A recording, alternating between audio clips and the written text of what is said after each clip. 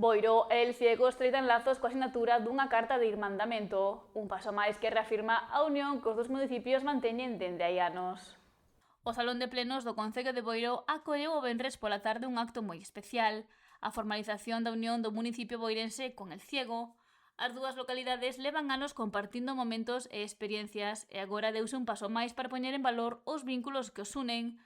O alcalde local, José Ramón Romero, e o del Ciego, Juan Carlos Uribe, asinaron a carta de irmandamento que oficializa esta unión. Después de muchos años de amistad, hacemos oficial el hermanamiento entre los pueblos que ya eran hermanos. Este hermanamiento nace de la voluntad de cooperación entre los dos municipios. Este acto coincide coa visita bienal que a veciñanza del Ciego realiza a Boiro para compartir e promover os seus produtos máis senlleiros, ademais de descubrir a zona. El Ciego representa la excelencia de una tierra vinculada al vino, a la cultura y al patrimonio histórico. Tamén se puxo en valor a vinculación de Boiro ao mar, o sector marisqueiro e mexilloeiro, ademais do seu patrimonio histórico, cultural e natural.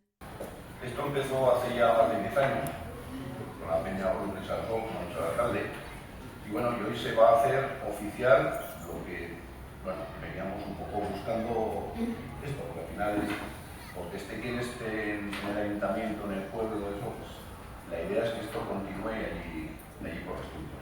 Os dous alcaldes asinaron unha carta que recolle o compromiso de realizar de forma conxunta experiencias para promover a cultura, o turismo e a gastronomía dos dous concellos, fomentar a colaboración entre asociacións e entidades e difundir o patrimonio. Esta fin de semana celebrouse o 12º encontro gastrocultural Boiro El Ciego coa degustación benéfica que se viviu o sábado.